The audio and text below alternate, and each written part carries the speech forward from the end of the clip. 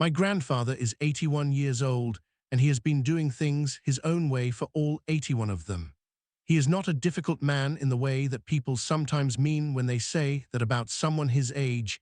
He is not stubborn for the sake of it, not rigid out of habit, not cantankerous because he has run out of other ways to be. He is direct because he was raised to be direct, specific, because he has always believed that vagueness is a form of dishonesty, and patient in the way of men who have spent their lives working with soil and timber and the unpredictable schedules of weather, which is to say patient about the things that deserve patience and entirely unwilling to pretend that patience is the appropriate response to being taken advantage of. His name is Elmer Gage. He was born in Pickens County, South Carolina, in 1943, the third of 5 children, in a house his grandfather built and his father maintained, and which Elmer himself repaired and expanded over 40 years before building the house he lives in now, a 3-bedroom craftsman on 2 acres at the edge of what used to be a working peach orchard, and is now a semi-rural residential development called Orchard Creek Estates. He built that house himself in 1991 with his son Raymond and Raymond's 3 friends, and it has been his house ever since, and the understanding that it is his house and that his house is his business is not an abstract principle to Elmer Gage. It is the organizing fact of his life in the way that a foundation organizes everything built on top of it. My name is Danny Gage. Elmer is my grandfather. I am 37 years old and I work in commercial construction management in Greenville, which is 40 minutes from Pickens County, and I have been the primary family contact for anything involving my grandfather's property since my father Raymond passed away 4 years ago. I do not live with my grandfather, but I visit twice a week, and I call him most mornings, and I know his property and his equipment, and his way of doing things the way you know the landscape of a place you have spent your whole life in. My grandfather has a backhoe, a late-model John Deere 310L that he keeps in better condition than most people keep their cars, and which he uses for maintaining the drainage channels on his property, for occasional digging work for neighbors he has known for decades, and for the kind of land maintenance that a man who owns 2 acres and grew up farming takes as a personal responsibility rather than something you hire out. He has operated that machine for 36 years. He is, without exaggeration, one of the finest backhoe operators I have ever watched work, and I have watched a lot of backhoe operators work. The HOA at Orchard Creek Estates had been, for the first 20 years of my grandfather's residence there, a benign and largely invisible organization. It maintained the entrance landscaping, organized the occasional neighborhood event, and collected modest dues that funded the maintenance of the common areas. The board changed completely in 2019 when a real estate investor named Phil Garrett moved into the development, organized a block of newer residents who had moved in after the original founding families, and swept the existing board in a contested election. Phil's platform was what he called community enhancement, a series of upgrades to common areas and neighborhood infrastructure that he said would increase property values and make Orchard Creek Estates competitive with newer developments in the county. The enhancements Phil had in mind were significant: a new entrance gate and video monitoring system, upgraded sidewalks and curbing throughout the development, resurfaced roads in the interior, upgraded lighting on the common area paths. And as the centerpiece of the enhancement program, a comprehensive exterior maintenance and improvement program for homes in the development that did not meet the revised aesthetic guidelines, homes that Phil's board described in the community newsletter as legacy properties that represent an opportunity for renewed investment. My grandfather's house was on the list of legacy properties, not because it was in disrepair. Elmer Gage does not allow things in his care to fall into disrepair, but because it was a 1991 craftsman built to 1991 standards, with original exterior paint, original shutters, and an original covered porch that was beginning to show the age that covered porches show when they have been doing their job for 30 years in a South Carolina climate, which is to say they weather beautifully, but not in the way that a revised aesthetic guideline would describe as compliant. The assessment letter from the HOA listed 7 items: exterior repaint in an approved color, replacement of the porch decking and railings, replacement of the front shutters, installation of updated lighting fixtures on the exterior, resurfacing of the driveway, repair or replacement of the front walkway, and installation of window trim that met the new architectural guidelines. My grandfather read that letter at his kitchen table and then set it down and called me. He said, "Danny, I have a letter here from the HOA that tells me what I need to do to my house." I said I would come up Saturday morning and we would look at it together. He said, "That will do." Saturday morning, I read the letter and we talked for 2 hours about what it meant and what the options were. My grandfather was not opposed to any of the specific improvements on principle. He had been thinking about the porch decking himself, and a repaint was probably overdue. What he objected to was the process. The letter did not ask him what he wanted to do or when or how. It informed him that the improvements were required and that the HOA had an approved contractor, a company called Pinnacle Home Services, run by a man named Brett Callahan, who would be available to perform the work at rates negotiated with the board. The letter said residents were not required to use Pinnacle, but that any alternative contractor must be pre-approved by the Architectural Committee, which was chaired by Phil Garrett's wife Linda. My grandfather said, "Danny, I can do most of that work myself. The porch decking I can do with Raymond Jr., helping me on a Saturday. Raymond Jr. is my cousin, 26 years old, solid as a post, and the second best backhoe operator in the family after Elmer." I said I thought he could do the work himself too, but that I was concerned about the pre-approval requirement for alternative contractors and whether the committee would require him to hire Pinnacle regardless. He said, "Then let's find out before we decide anything." I sent a written inquiry to the HOA's management company asking for the specific criteria used to approve alternative contractors and requesting a list of approved contractors other than Pinnacle. The response, which came 3 weeks later, said that the Architectural Committee reviewed alternative contractor applications on a case-by-case basis and that there were no other contractors currently on the pre-approved list. It did not answer the question about criteria. I sent a follow-up asking directly whether a licensed homeowner could perform the specified work themselves without engaging a contractor. The response said that was a matter the Architectural Committee would need to review on a case-by-case basis. I knew what case-by-case basis meant in practice. It meant no.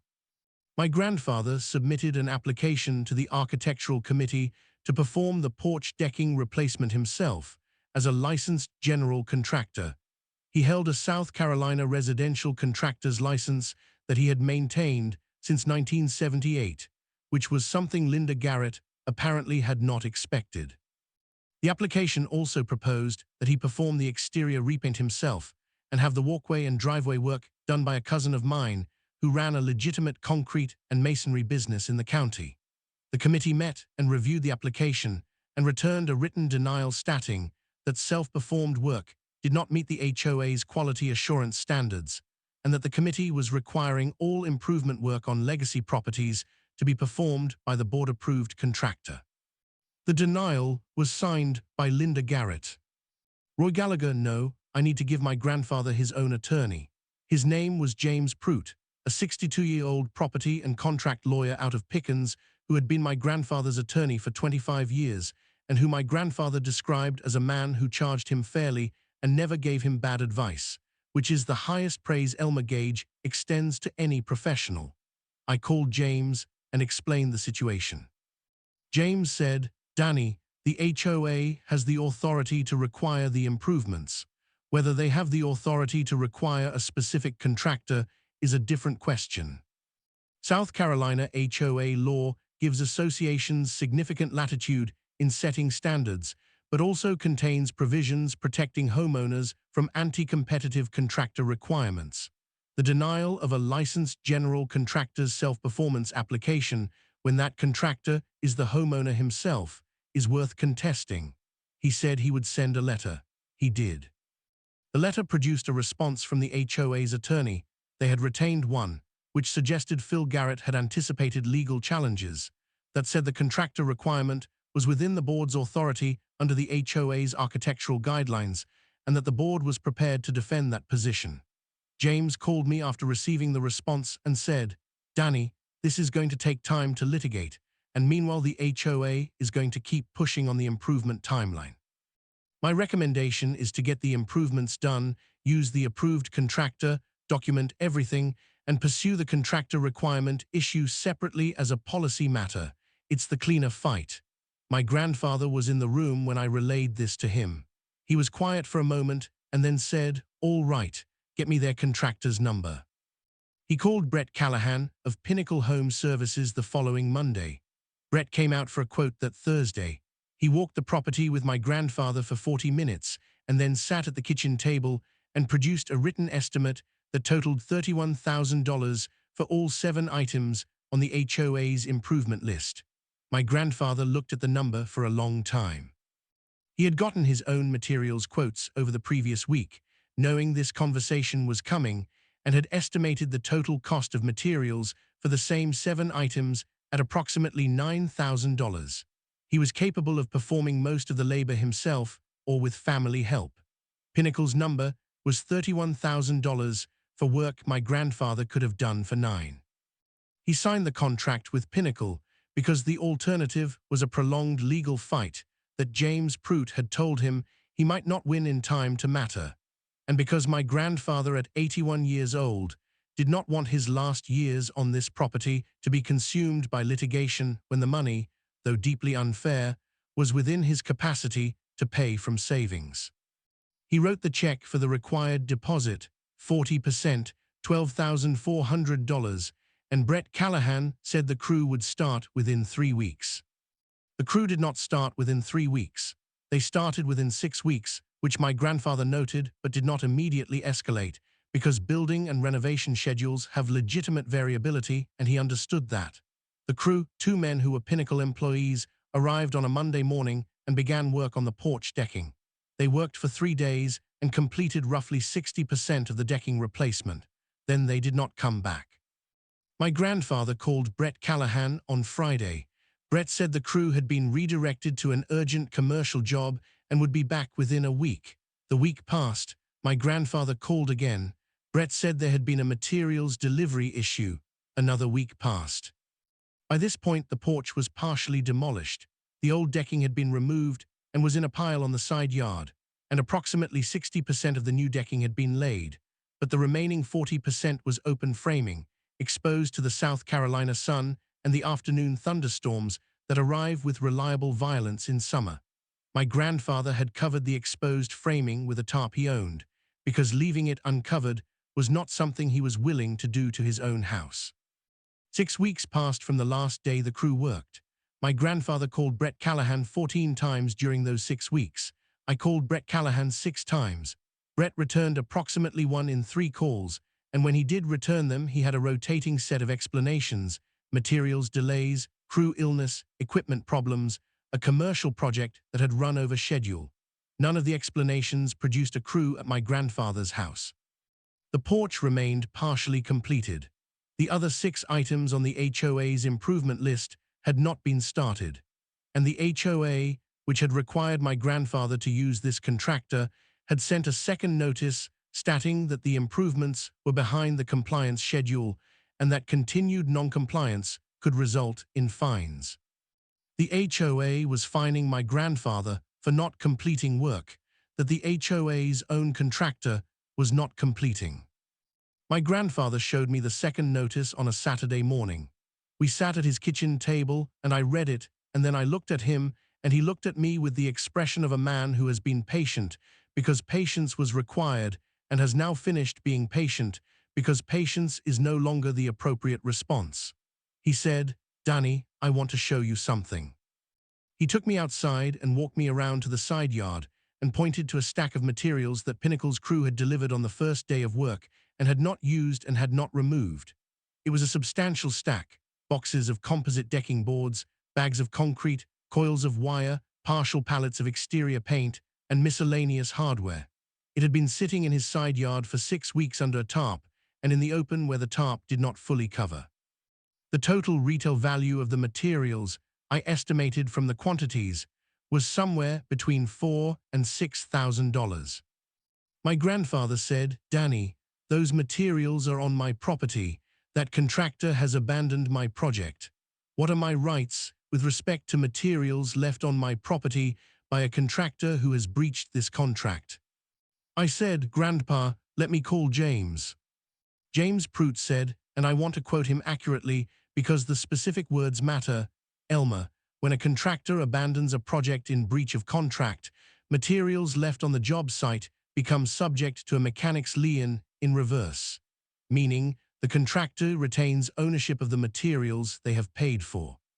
But the property owner has a possessory interest in those materials that can be converted to ownership through abandonment doctrine if the contractor fails to retrieve them within a reasonable notice period. The key is proper written notice to the contractor that you are treating the materials as abandoned, with a specific and reasonable retrieval deadline.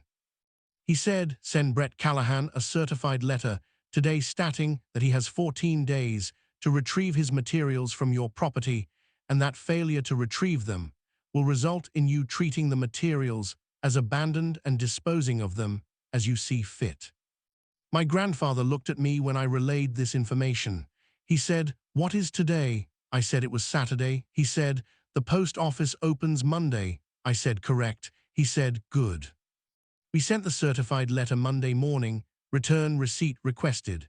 The letter was 2 paragraphs. The first stated that Pinnacle Home Services had been contracted to perform work on the property, had received a deposit payment, had partially commenced, and then abandoned the work for 6 weeks without communication or return to the job site, and was therefore in material breach of the contract. The second paragraph stated that materials belonging to Pinnacle remained on the property and that the contractor had 14 calendar days from the date of certified delivery to retrieve those materials, after which they would be treated as abandoned property subject to disposal at the owner's discretion. The certified mail return receipt came back signed 8 days after we sent it. Someone at Pinnacle had received the letter. 14 days from the delivery date was the deadline.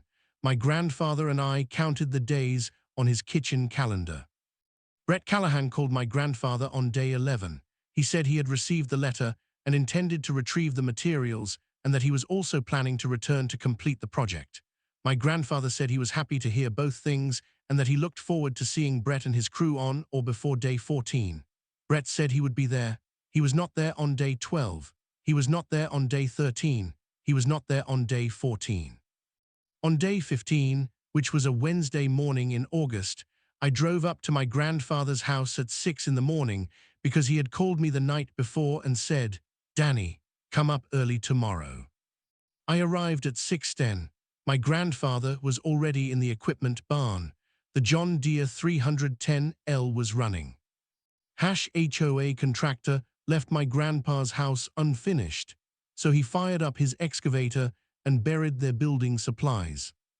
My grandfather was wearing his work clothes, the same faded canvas Carhartt shirt and heavyweight work pants he has worn for outdoor work for as long as I can remember, worn through at the knees and at the elbows and soft from 30 years of washing, carrying the specific authority of clothes that have done real work in them.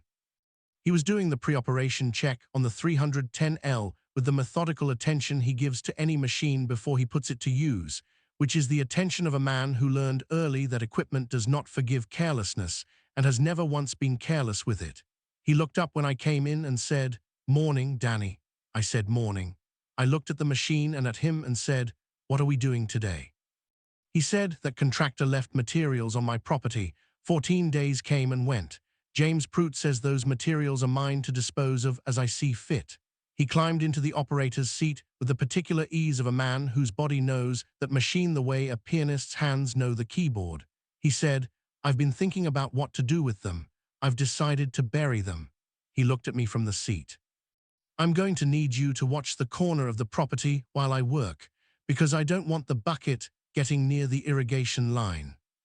I said, "Grandpa, are you sure about this?" He said, "Danny, I paid that man $12,400. He left my porch half done. He left materials sitting on my property for 6 weeks after he stopped showing up. He got a certified letter telling him to come get his materials in 14 days, and he did not come. He called on day 11 and said he was coming and he did not come. He put the machine in gear. I am disposing of abandoned property. What would you have me do with it? I thought about it. I said, I suppose you could have it hauled away. He said, that costs money, and I have already paid that man more money than I should have for work he did not do. I have a machine. I have a back corner of this property that needs a drainage swale anyway. I'm going to put those materials to use improving my own property. He looked at me steadily. The materials are mine now. A man can do what he wants with his own materials. There was no arguing with the logic. There was also, I decided in that moment, no particular reason to argue with it. James Prout had advised that the abandonment doctrine applied. The 14-day notice period had elapsed. Brett Callahan had received written notice by certified mail with confirmed delivery and had failed to act within the specified time. What my grandfather was about to do was dispose of his own property on his own land in a manner of his own choosing, which was his right. I walked to the corner of the property to watch the irrigation line. My grandfather operated the backhoe the way he does everything, without waste of motion, without unnecessary speed, and with the complete focus of someone for whom the work in front of him is the only thing currently existing in the world. He dug the swale first, a drainage channel along the rear corner of the property that he had been meaning to improve for 3 seasons, 12 feet long, 18 inches wide, 24 inches deep in the center, sloping correctly toward the natural drainage point at the property's lowest corner. It took him 45 minutes. When he finished the swale, he shut the machine down, got out, walked the channel with a level, made one small adjustment to the slope with a hand spade, and walked back to the machine. Then he began moving the materials. I want to be precise about what happened and in what sequence, because the sequence matters. My grandfather used the backhoe bucket to move the stacked materials from the side yard to the rear corner, not in one scoop, which would have been careless with a loaded bucket, but in deliberate loads, carrying materials to the edge of the swale and depositing them in the channel. The composite decking boards went first, laid in the bottom of the channel in sections. The concrete bags, which had been sitting outside long enough that some had taken on moisture and partially cured, rendering them useless for their intended purpose, went on top of the decking. The coils of wire and the hardware boxes went in the middle sections of the channel. The partial paint pallets, which contained paint that had been sitting in South Carolina August heat for 6 weeks and was almost certainly no longer within usable specification, went in last. When the channel was filled, my grandfather made 2 passes with the bucket blade to level the fill material, and then covered the entire swale with a layer of topsoil from the pile he had excavated during the dig, tamped it with the bucket, and finished it with a neat straight edge along both sides. The drainage swale looked exactly as a properly completed drainage swale looks. The abandoned materials were gone. My grandfather shut the machine down and got out and stood beside it and looked at the rear corner of his property with the satisfaction of a man who has completed a task correctly. I walked over from the irrigation line corner and stood beside him, and we looked at the swale together for a moment. Then he said, "That corner has needed drainage work for 3 years. I said it looked good. He said, "It will be better after the first rain settles it." I said that was true. He said, "Let's have coffee." We went inside, and my grandfather made coffee, and we sat at the kitchen table, and I called James Prout and told him what had happened. James was quiet for a moment and then said, "Dunny, the abandonment notice was properly served. The 14-day period elapsed without retrieval, and the property owner disposed of materials on his own property. That is legally defensible." He paused. "Is there anything buried down there that could be characterized as a hazardous material?"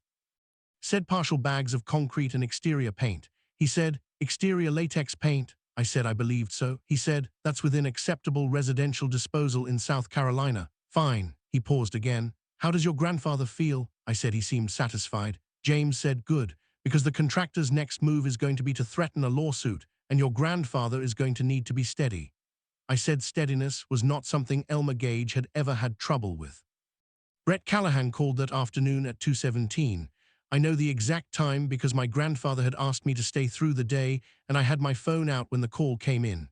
My grandfather answered, listened for a moment, and then said, "Brett, I sent you a certified letter. You signed for it. You had 14 days. You called on day 11 and said you were coming. You did not come. He listened again. He said the materials were abandoned property under South Carolina law as of yesterday morning. I disposed of them. He listened. He said, I disposed of them on my property in a legal manner. He listened to what was apparently a longer statement and then said, Brett, you can call whatever attorney you want to call. When you do, tell him that you received $12,400 of a $31,000 contract, performed 3 days of partial work, abandoned the project for 6 weeks, ignored a certified abandonment notice, and failed to retrieve your materials within the specified 14 days. A pause. Then tell him what you think you're going to recover. He set the phone down. He looked at me. He said, he says he's going to sue me. I said I figured. He said, he's not going to. I said I figured that too. Brett Callahan did not sue my grandfather. What Brett Callahan did, after calling 3 times in the following week with escalating versions of the same threat, was retain an attorney who sent a demand letter to James Pruitt claiming damages for the value of the buried materials, which the attorney estimated at $4,800. James responded within a week with a counterletter itemizing the following. The deposit of $12,400 paid for work that was 3 days partial at maximum. The cost of a licensed contractor's inspection of the work Pinnacle had actually completed, which James had arranged without telling my grandfather because he wanted a clean professional assessment, which found that the 60% of porch decking that had been laid was done incorrectly, specifically that the spacing between boards was non-standard, that 2 boards were not properly fastened to the joists, and that the composite material had been installed without the required gap for thermal expansion. The inspector's report valued the correctly completed portion of Pinnacle's work at approximately $1,100. James then set that $1,100 against the $12,400 deposit, noted the $6,900 in cost my grandfather had incurred for a licensed contractor to come in and redo Pinnacle's work correctly. My cousin's concrete business had finished the porch and completed 4 of the other 6 HOA items in 2 weekends at fair family rates, and noted that on a net basis, Pinnacle Home Services owed my grandfather money, not the reverse. Brett Callahan's attorney did not respond to James Pruitt's letter. The HOA situation had its own arc, which ran parallel to the contractor dispute and eventually intersected with it in a way I had not anticipated. Phil Garrett's enhancement program had generated significant discontent in the development beyond my grandfather's situation, and I became aware of this through conversations at the neighborhood entrance. My grandfather knew everyone in Orchard Creek Estates by name, had known most of them for 20 years, and people had begun stopping by his house with the frequency that people stop by the house of a man who has done something they have been wanting someone to do. Word of the abandonment notice and the backhoe had moved through the neighborhood with the speed that satisfying stories move in communities where people have been quietly unhappy about the same thing.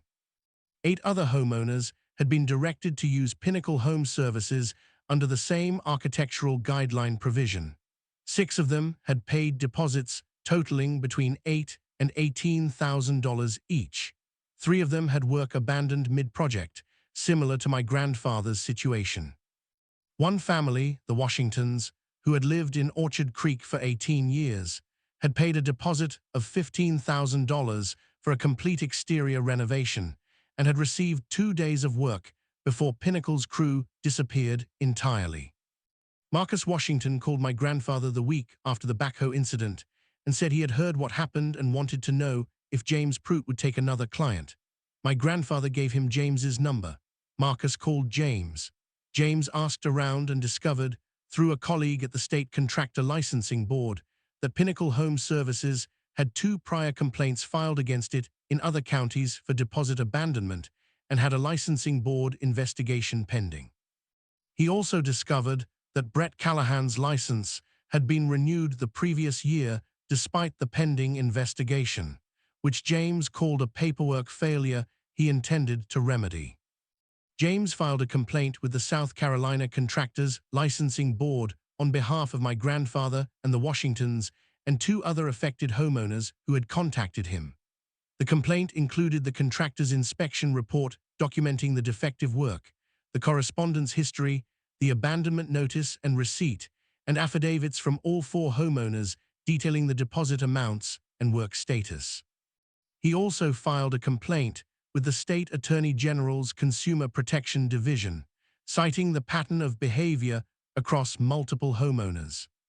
He then wrote to the HOA board, not to Phil Garrett personally, but to the board as a body, informing them that 4 residents of Orchard Creek Estates had been directed by the board to use a specific contractor under the architectural guidelines, that this contractor had collected substantial deposits from these residents and had then abandoned the work, and that the HOA's referral of this contractor, combined with the denial of alternative contractor applications, had contributed materially to the residents' inability to use qualified local contractors who would not have engaged in this behavior. He stated that the HOA potentially bore joint and several civil liability to the affected homeowners for the losses resulting from its contractor mandate, and that the residents were exploring their options. Phil Garrett called an emergency board meeting. I attended with my grandfather, who sat in the front row, and listened to Phil explain the situation to the board with the expression of a man who has heard a lot of explanations in 81 years and can identify which ones are genuine. Phil's explanation was not genuine in the sense of honest. It was genuine in the sense of frightened, which is a different thing. Phil had recommended Pinnacle Home Services to the board, had negotiated the exclusive contractor arrangement, and had not, apparently, conducted any meaningful due diligence on Brett Callahan's business practices or licensing history.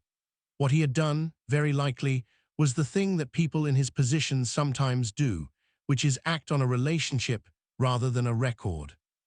The board voted that evening to suspend the exclusive contractor requirement immediately and to formally acknowledge that residents could use any licensed contractor for required HOA improvements, including performing work themselves if they held the applicable license. The vote was 5-2. Phil voted against. Linda Garrett voted against. The other 5 members voted for, with a speed that suggested they had been wanting to vote for this for some time and had needed the occasion. James Prout sent a follow-up letter to the board 2 weeks later, proposing a settlement of the 4 affected homeowners' claims against the HOA, which he valued at the difference between the deposits paid and the work received. The board's attorney negotiated for 3 weeks, and the HOA agreed to a settlement that reimbursed each affected homeowner for their documented net loss. In my grandfather's case, this came to $11,300 after the credit for Pinnacle's partial work. The Washingtons received $14,200. 2 other homeowners received amounts proportional to their situations. The South Carolina Contractors Licensing Board suspended Brett Callahan's license 6 months later, pending the outcome of a formal disciplinary hearing. The Attorney General's Consumer Protection Division opened a civil investigative demand against Pinnacle Home Services in the same period. I do not know what ultimately happened with Brett Callahan's license or the AG investigation. I know that Pinnacle Home Services was not operating in Pickens County the following spring when my cousin finished the last of the 7 items on my grandfather's HOA improvement list, and my grandfather signed off on the completed work with the brief, definitive satisfaction of someone who has seen a thing through to its correct conclusion. Phil Garrett did not run for re-election when his board term ended the following fall. He and Linda sold their house in Orchard Creek Estates the spring after that and moved to a newer development 2 counties over.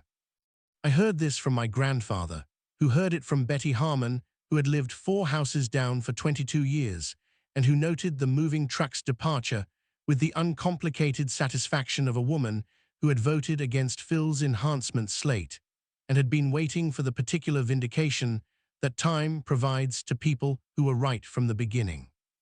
My grandfather's porch is finished. The decking is properly spaced and properly fastened and properly gapped for thermal expansion because my cousin Raymond Jr. does things correctly or he does not do them. The railings are new. The paint is the color my grandfather chose, which is not an HOA-approved color. It is a deep cream with gray-green trim that was the original color scheme of the house when he built it in 1991. and which the new HOA board, consisting of 5 people, none of whom were Phil Garrett or Linda Garrett, approved unanimously upon application because it was a good color for a well-built craftsman, and there was no reason it should not be approved.